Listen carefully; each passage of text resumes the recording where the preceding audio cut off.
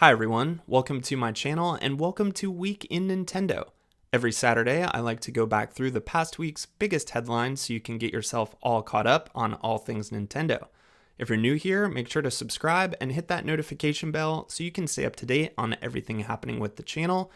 And with all that out of the way, let's go through this week's Nintendo news. On Monday, we got a music video trailer of sorts for Super Nintendo World, the Mario-themed expansion park coming to Universal Studios Japan, which is currently scheduled to open this summer ahead of the Tokyo 2020 Olympics. The trailer featured the song We Are Born to Play by Galantis and Charlie XCX, and showed off one of the wildest Nintendo-themed parties you could possibly imagine.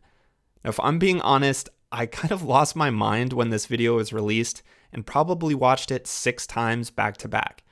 I think it's such an incredibly hyped trailer, but I'm also admittedly a bit biased with my deep love for Nintendo and the fact that Charlie XCX's album Charlie was one of my favorite releases of last year. And I saw plenty of people who disagreed with me online, saying this trailer is all just a bunch of CG and gives no real indication as to what playing in the park will actually be like, and I can totally understand that. But this is also really just a music video, and I still think that's a really cool way to drum up some excitement before the park opens this summer. But with all that said, I do think there are some elements of this trailer that may be a bit closer to reality than some people realize.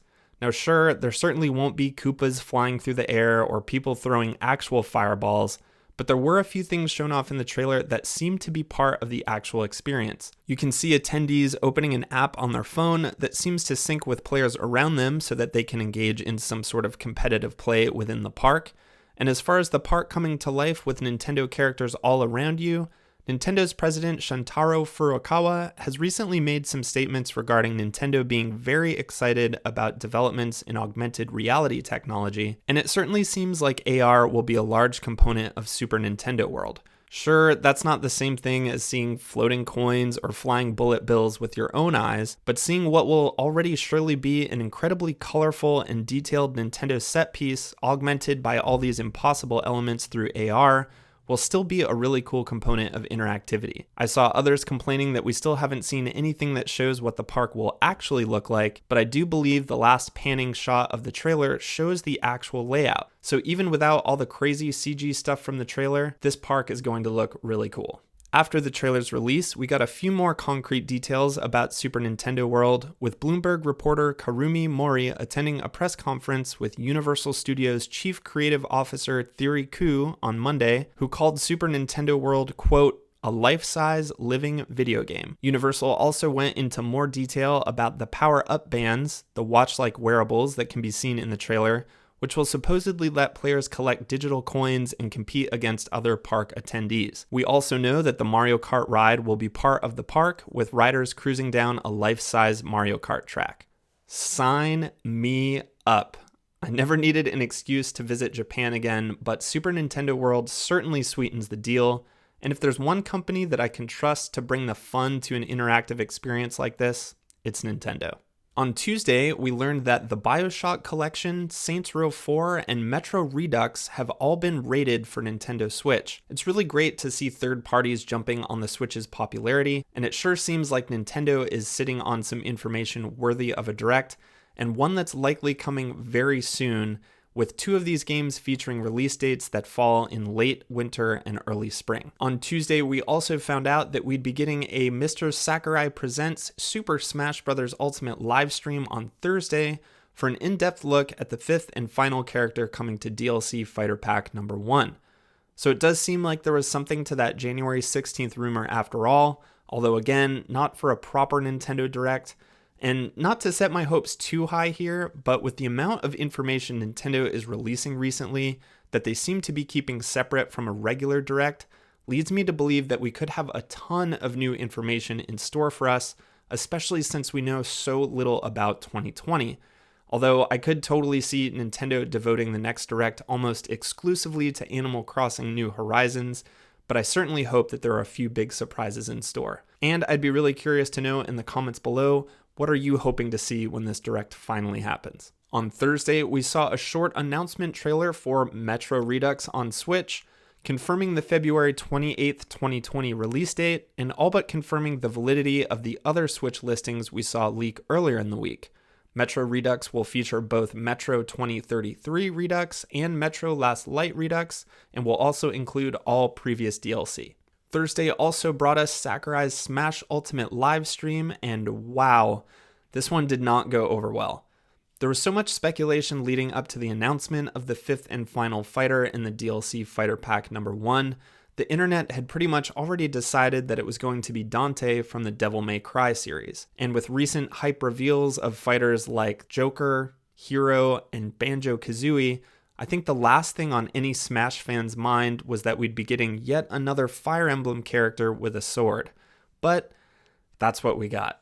We learned that the final fighter would be Byleth from Fire Emblem Three Houses, featuring both male and female forms, and would thankfully feature multiple relic weapons besides the Sword of the Creator, with bow and arrow as well as axe weapons being assigned to different attack directions. We'll also be getting new music and a new stage from Three Houses, but that didn't stop the internet from pretty much going up in flames over this. It didn't help that along with Byleth's reveal, we got multiple new Mii fighter costumes, including Altair from Assassin's Creed, and Cuphead, which many argued would have made for far better fighter reveals. At least the Cuphead costume looks more like Cuphead than a Mii.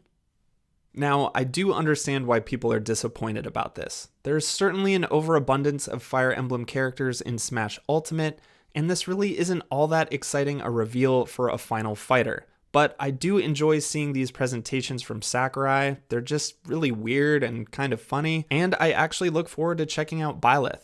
But the one piece of information that really saved this from being a disappointment for me was the fact that we learned we'd be getting additional DLC with Fighter Pack number 2, featuring 6 yet-to-be-announced fighters, which have allegedly already been decided upon. Now this will take the DLC release schedule of Smash Ultimate all the way through 2021, so even if you were really let down by Byleth's reveal, at least there's still hope that you could see your favorite character make it into Smash Ultimate's already ridiculous roster. Maybe we actually see Master Chief join the battle. In case that wasn't enough Fire Emblem for you, on Thursday we also learned that Fire Emblem Three Houses would be receiving additional DLC content with a reveal trailer for Cindered Shadows, which will include a secret fourth house storyline called Ashen Wolves and will be available on February 13th for those that purchase the expansion pass. On Friday, Matt Piscatella reported NPD numbers showing the Nintendo Switch being the best-selling piece of hardware both for December 2019 and 2019 as a whole, with Sony's PS4 being the best-selling hardware of the decade. Friday also saw the release of Tokyo Mirage Sessions Sharp FE Encore on Switch, arguably one of the strangest titles in video games and one of the most underappreciated releases on the Wii U. Now, I don't know if I'll be going out and picking this one up immediately since I already played through it on Wii U, but I will say if you're at all a fan of JRPGs, this game is absolutely worth a look. That is, as long as the over-the-top idol culture demon combat presentation isn't a total turnoff for you. And to finish off this Whirlwind week, we also saw new amiibo for Dark Samus and Richter, both of which look amazing. And even though I've slowed down on my amiibo collecting over the years, I think I am going to have to pick up that Dark Samus amiibo. It just looks so good. Okay, I think that about does it for this week's current Nintendo news, but before we go, it's time for 20 years ago today, where we take a look back at what was happening with Nintendo 20 years ago this week. Now, if you've tuned in to the last few Week in Nintendo shows, you know that January 2000 is a bit of a slow period for Nintendo releases, and we took a look at the not-so-big stories from the January 2000 issue of Nintendo Power last week, so I thought I'd quickly talk about another piece of interesting news from Nintendo's history in the year 2000. Now, I couldn't find an exact date, so this could have happened later in the year, but the year 2000 would be when the late Satoru Iwata would move over from president of HAL Laboratories to Nintendo as the head of its corporate planning division, being tasked with minimizing development time and cost while still maintaining quality.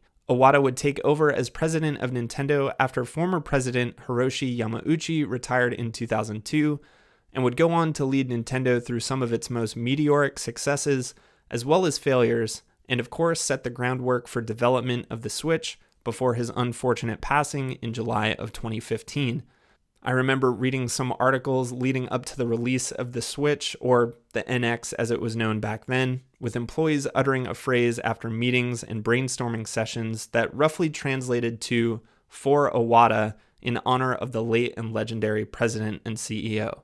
So even though Iwata is gone, us Switch owners get to carry a little piece of him with us. And if you stuck around through all that and like what you saw, please consider liking and subscribing. And until next time, have a great weekend, play some video games, cross your fingers for an upcoming Nintendo Direct announcement, and I'll see you next time.